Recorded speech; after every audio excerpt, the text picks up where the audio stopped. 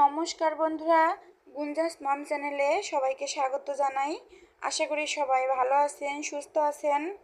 বন্ধুরা, সকালে ঘুম থেকে উঠে আমি ফ্রেশ হয়ে সোজা রান্নাঘরে চলে এসে কিন্তু রান্নাঘরের জানালাটা আগে খুলে দিই। তো তারপরে অন্য কাজ শুরু করি।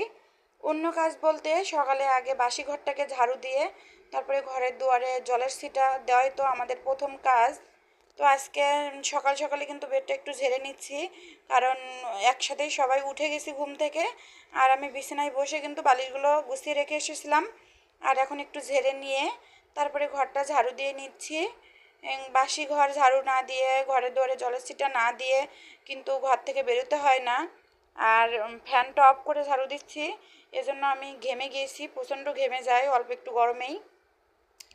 তো এখন এই যে সব কিছু ভালোভাবে ঝাড়ু দিয়ে নিয়ে ঘরের দুয়ারে জলের ছিটা দিয়ে সব কাজ শুরু করব। আর সকালে তো আজকে রান্না ওরকম নেই বলতে, মামুনির বাবা সকাল সকাল বেরিয়ে যাবে, একটু কাজ আছে, এ কারণে বাইরেই সকালের ব্রেকফাস্টটা করে নিবে। আর আমাদের দুজনের জন্য সকালে কিছু বানাতে হবে। তো এই যে আমি গোলা রুটি বানিয়ে নিছিলাম আর একটু চা করে নিব।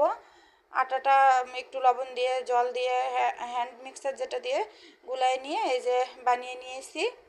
এখন এটা খাবো। এটা কিন্তু প্রথম যেটা খাওয়া হচ্ছে সেরকম বলতে আমার জন্য প্রথম, কিন্তু মামুনি ওর বাবা ওরা সকালে উঠে জল খেয়ে নেয়, তারপরে কিছু না কিছু কিন্তু খাই। কোনো সময় ছোলা ভিজানো থাকে, কোনো সময় কাঁচা মানে ছোটো চীনাবাদাম যেগুলো ভিজানো থাকে, বা মুড়ি, কিছু না কিছু সকালে উঠেই খেয়ে নেয়। ওরা খায়, আমার তো খালি পেটে ওইভাবে খেতে ভালো লাগে না। মাঝে মাঝে খাই, আবার মাঝে মাঝে খাই না।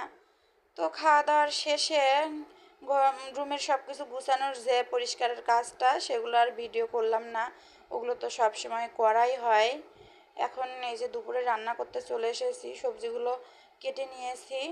এটা হচ্ছে অনেক প্রকারের সবজি আছে এখানে, শুক্তো মতো তরকারি, আবার শুক্তো না।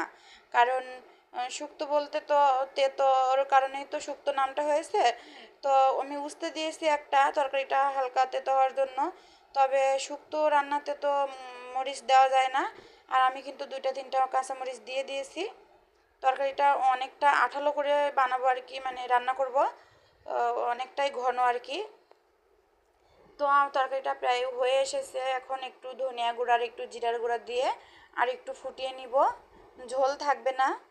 আর ঠান্ডা হলে কিন্তু একদমই এঁটে গিয়েছিলো তরকারিটা, আর খেতে খুবই ভালো লেগেছিল।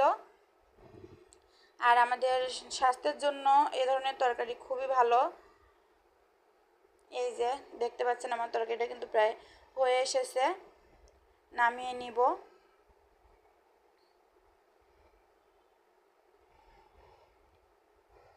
আর বন্ধুরা, যারা আমার ভিডিওটি দেখছেন স্কিপ না করে পুরোটাই দেখবেন।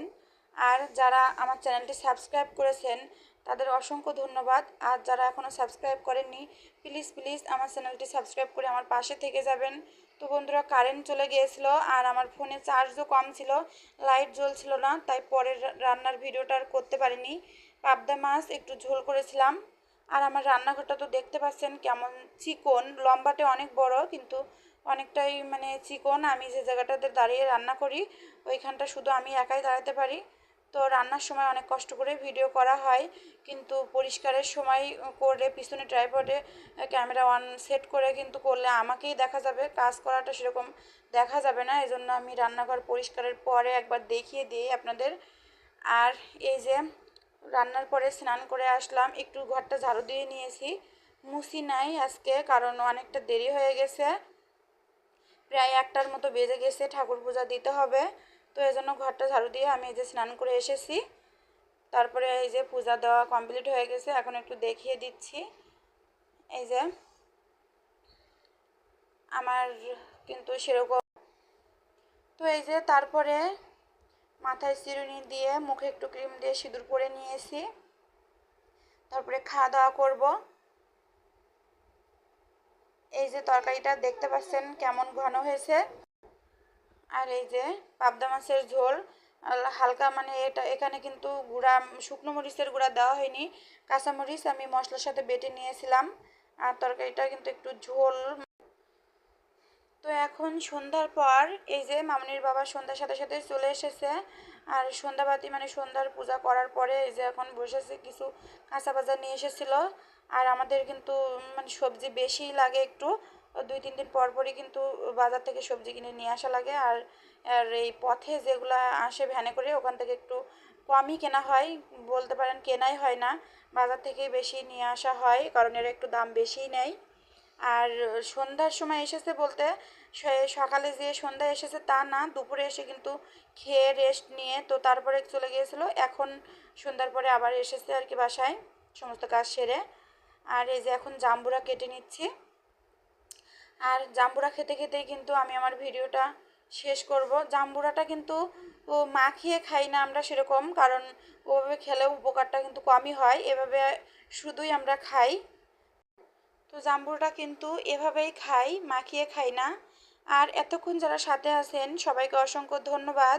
সবাই ভালো থাকবেন, সুস্থ থাকবেন। দেখা হবে অন্য কোনো ভিডিওতে। টাটা।